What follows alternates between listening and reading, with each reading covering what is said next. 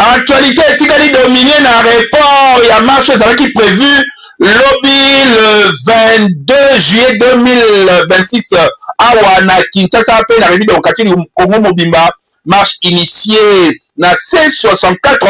opposition oyo bazali coopérer awa na Kinshasa. Balobi marche ezali reporté pe basengi dialogue esalema avant le 15 août. Bango bazelaki elala te bandeko ya Sauvons le Congo entre autres Seth Kikuni José Makila se désolidariser na C64 balobi que l'unique opposition reconnue ya makasi ezali bongo Sauvons le Congo selon bango au moment où bamisusu oyo bazali awa bayebisi bango ke ezali malamu kolia hamburger na poto kobina komela bave na musika oyo bato ozali opposant ke kovivre opposition sur place awa na Kinshasa maloba. Il y a Rodrigue Ramazani, secrétaire général, il y a Vol, parti cher. Il y a Delis, c'est ça à côté, révérend Eric Senga, porte-parole, il y a SSC, a précisé que après ces 64, bah, côté de Kosolola, na Sauvons le Congo, pe bande comme sous opposition, oyo, bazali libanda, pona koluka, inclusivité, il y a dialogue, bah, c'est ni qu'il y a dialogue, wana, mutu nyonso azala. Marche oyo inyosaka prévoyaki mpona mokolo ya le 22 gouverneur atelemeli bango pe aboyi yango esengeli pe boyeba ke côté ya sport République démocratique du Congo akomi 41e nation mondiale ya football pe 7e nation awa na Afrique selon classement FIFA ezali basango malamu to maintenir ba place wana pe to ba ko exploiter ngo pote to matapa bate football et matisara pe masolo ya économie bato ebele bakokoma na bambongo pe bato ebele bakokoma ba professionnel et ça la ke mutu na mutu côté na ye a gagné avec impact toujours na idéologie.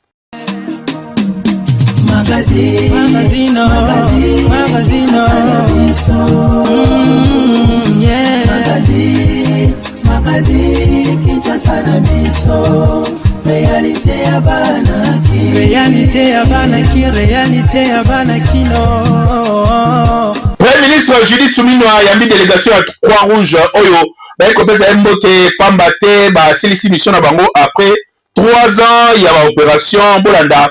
reportage oyo. Dans le cadre de la coopération humanitaire République démocratique du Congo na Croix-Rouge, Premier ministre Judith Suminwa Tuluka ayambi François Moréon oyo azali chef ya délégation ya comité international ya Croix-Rouge awa na République démocratique du Congo oyo bayaki kopesa ye ba au revoir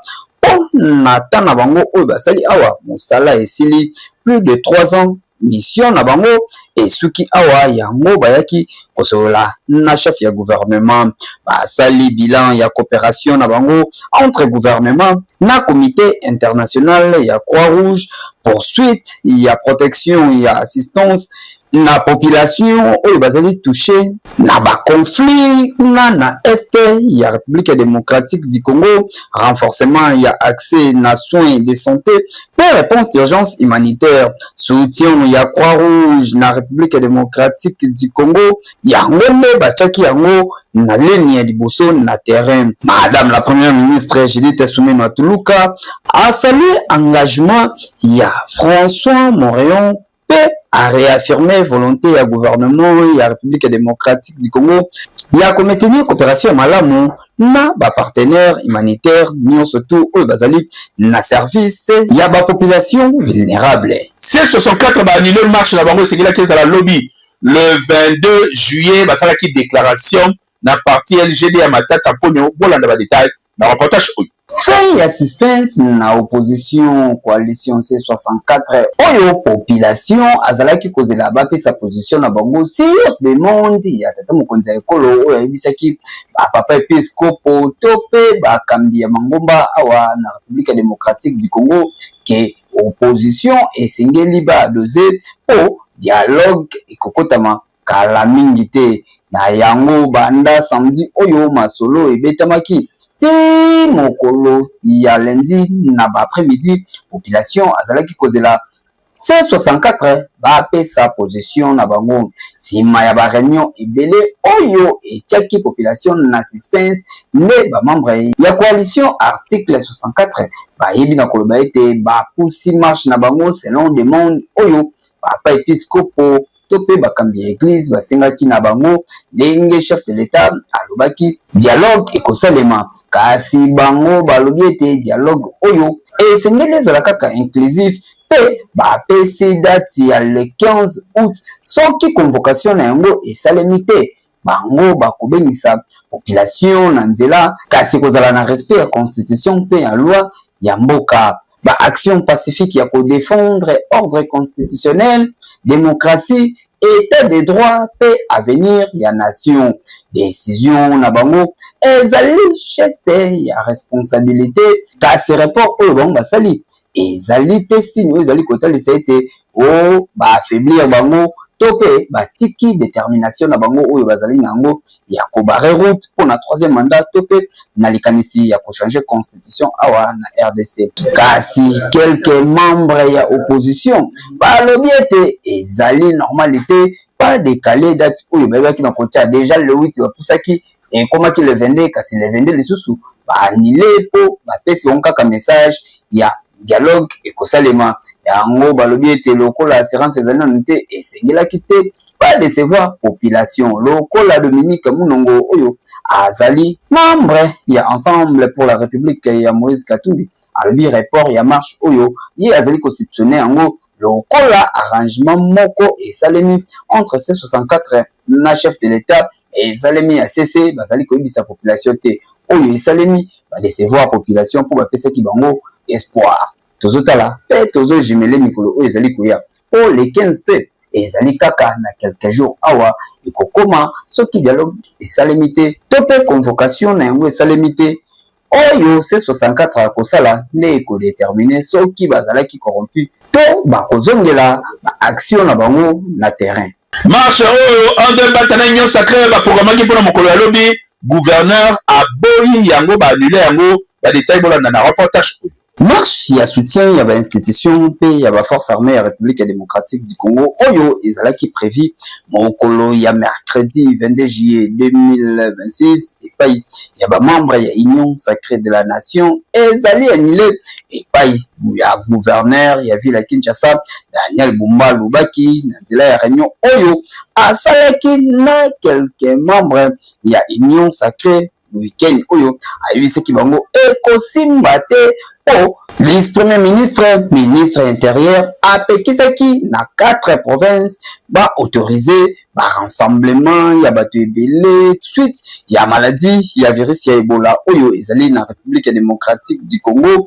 pe kobatela population contre ba maladie wana yango Daniel Bumba gouverneur ya ville ya Kinshasa alobi ye azali ko protéger population akoki ko exposer population kinoise te na maladie ya Ebola surtout pe lokola commune ya Gombe ezali commune stratégique ba manifestation ebele ekoki kosalema te na Gombe réunion oyo ezukaki na décision oyo gouverneur ayebaki na kozwa kasi kote na bango ba membre ya majorité présidentielle bango balobi ete mercredi lokita bolinga te bakosala kaka marche na bango le 22 po bango esengeli ba exprimer soutien na bango na ba institution ya mboka pe na ba FARDC oyo bazali kobundela mboka tozotala o mokolo ya mercredi pe ezali na quelques heures awa soki ekosuka ndenge nini na RDC to yebi ndenge ba manifestation esalemaka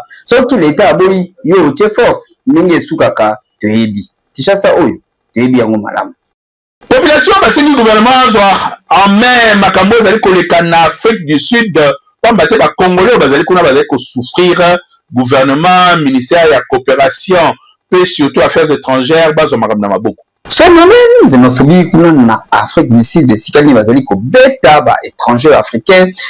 Congolais awa na Kinshasa bayepe babeleli na gouvernement et sengeli a trouvé solution na lombango na ntina ya ba Congolais oyo bazali kuna kotala baka oyo ezali koleka kuna ezali kopesa pasi pe mawa surtout ka oyo komeli des sportifs congolais oyo azali kuna na Afrique du Sud malgré ezali koyeba na Afrique cause ya liwa na yete kasi ba Congolais basengi na l'état eba na cause solution ba peuple congolais bazokufa na Soudan bazobele rete tozomona na bapays baninga mosusu batindi bavion bazwa bapepe na bango bazonga na bapays oyo ya biso awa ministre ya transport akoki kotinda ata avion te eramase bato wana bakozonga na pays baya na mboka na bango ya mingi ile toboni maître na biso ya kufi wana champion baye basali massacre batumbi ye est-ce que gouvernement na biso bakoyambela dossier wana te oyo eza pays ya ndenge nini nasera Mobutu kozala boye te nasera Mobutu bazwa Zaïrois basala ye mabe Mobutu akofashe eza nini na mboka oyo eza nini tokoma oleka balâche lelo tomoni na Brazzaville babeta biso baviola biso batindela biso video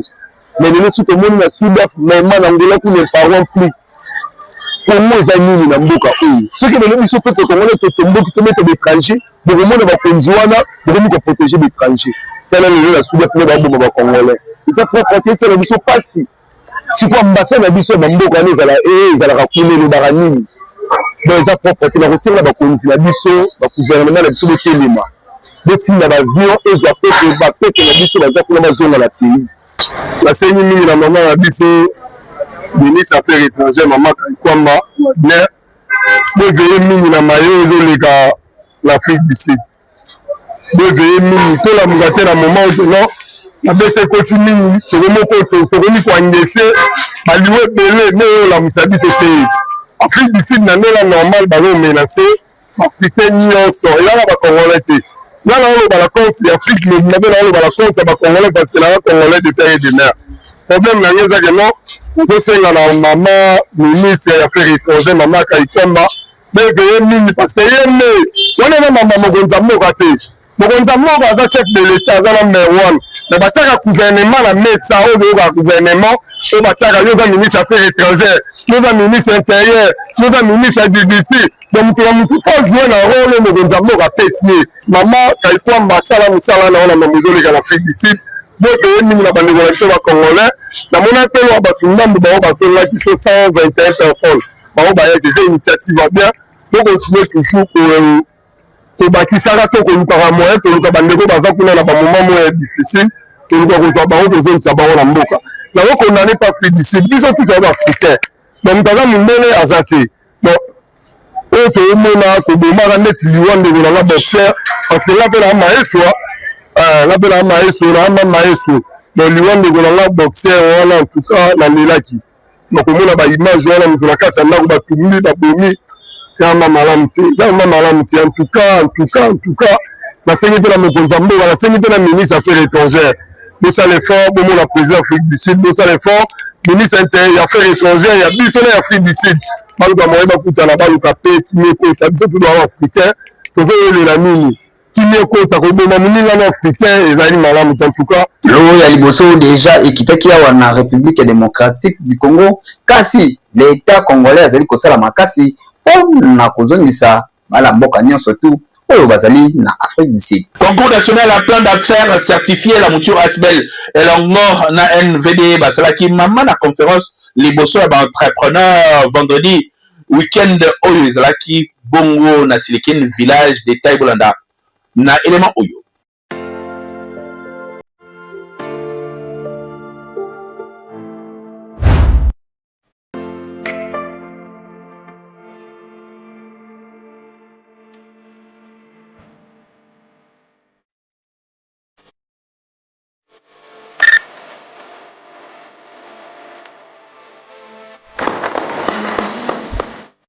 Aujourd'hui, en fait, je suis venu représenter First Bank, qui est une banque panafricaine de renom. Et la filiale RDC a vraiment pignon sur rue, surtout dans le secteur des PME. Aujourd'hui, nous accompagnons les PME dans les ouvertures de comptes, mais aussi dans le financement de l'autre côté. Le CONAPAS, qui est le concours national de plan d'affaires simplifié, est très intéressant pour nous parce que beaucoup de PME se réunissent et parlent des partenariats possibles qu'ils peuvent faire pour pouvoir être accompagnés. La banque, First Bank, est là aussi pour les PME. Donc, nous sommes venus discuter avec eux, prendre contact afin que nous puissions les aider et les accompagner. Je suis M. Kevin Labarre, président fondateur de la structure NVD, une structure qui accompagne le PME, les entrepreneurs et le porteur de projets et même des idées. Aujourd'hui, nous avons organisé cette conférence d'information. C'est juste pour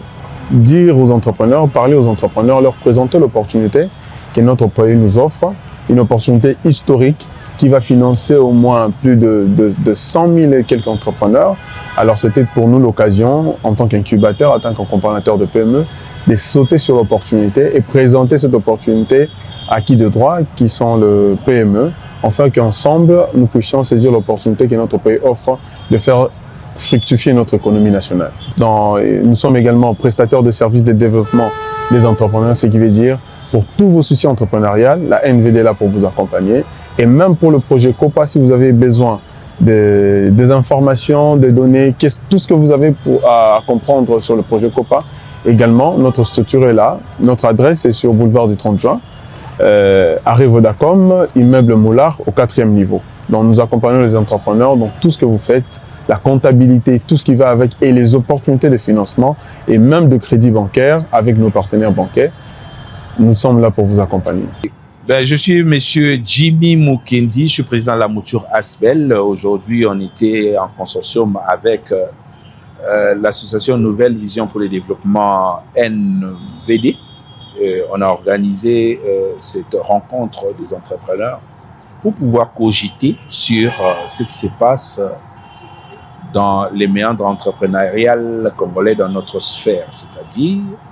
l'État congolais organise ce qu'on a appelé concours national de plan d'affaires simplifié. Donc, par rapport à ces concours, nous avons constaté comme organisation non gouvernementale que beaucoup de nos entrepreneurs n'ont pas l'information. La Banque mondiale met l'argent. Le gouvernement congolais met l'argent. Il y a des bailleurs de fonds qui mettent l'argent pour certains projets,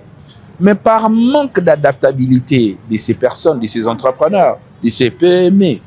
par manque d'information, tout ce projet-là ou tout cet argent-là passe à côté. Comme la mouture Asbel, nous nous sommes dit, non, nous devrions quelque part passer l'information, sensibiliser, parler au nom de la population pour que désormais nos frères et sœurs congolais puissent bénéficier de cette opportunité de financement. Disons, le gouvernement congolais a bien voulu faire ce concours pour encourager les entrepreneurs et nous appelons les entrepreneurs à courir et à venir gagner cet argent parce qu'en fin de compte, il s'agit de leur argent, ils doivent les récupérer. Merci beaucoup.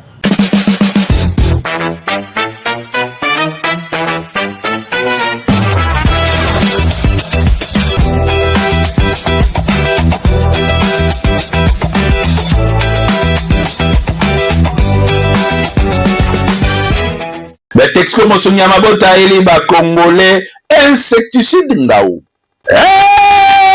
Mais texto ninge sungaka Mabota na Kinshasa bila epina mukati du Congo mobimba. Ayeli bino ba insecticide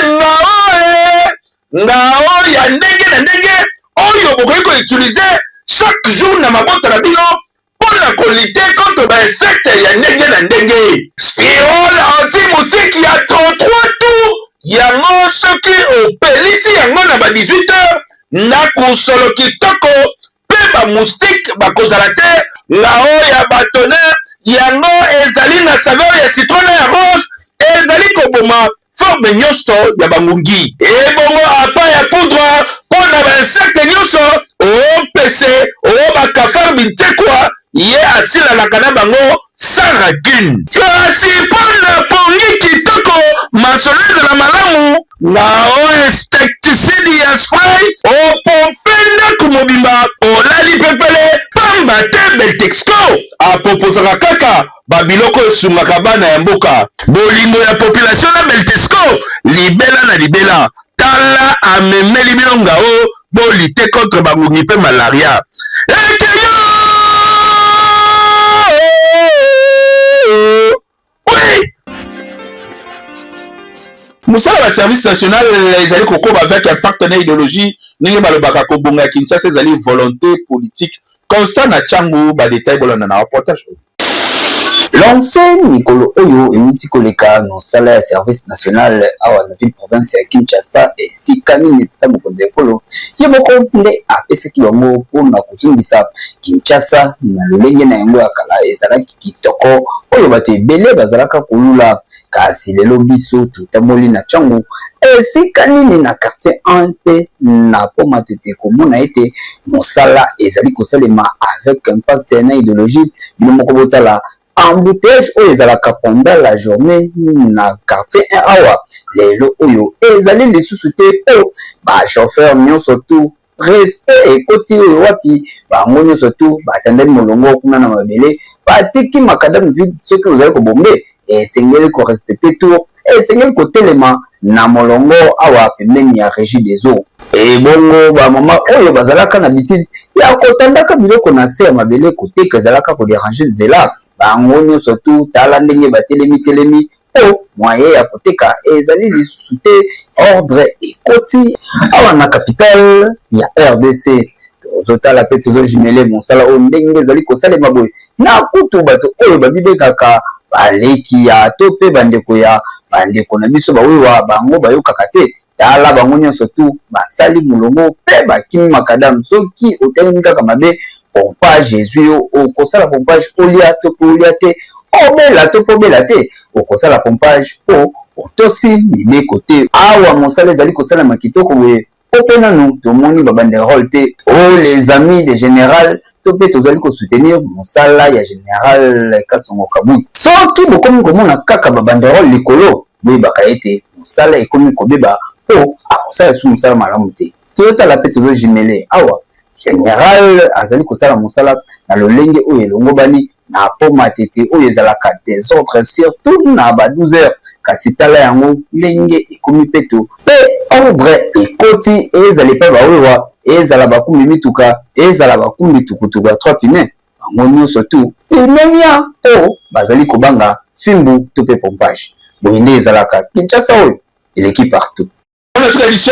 Merci pour la fidélité na bino votre projet kolanda biso na Actu 30 merci na bino awa na Kinshasa pe libanda ya mboka à travers chaîne YouTube Kanbe News actualité zeli kokoba kuna telemaka te na kanbenews.cd bolanda ba information nyonso soki olingi koyeba makambo zali koleka na Kinshasa pe na RDC mobimba landa kanbenews.cd s'abonner na ba page na biso Facebook TikTok et puis ko bossa na te biso Kanbe News ozana toujours pour na ko informer bino information soki nano eleki awa te keba soki eleki awa c'est que manque na elekaka awa te c'est-à-dire ezali ya solo sans microbe tout le monde a lobby avec le même plaisir que yo oui. Magazine,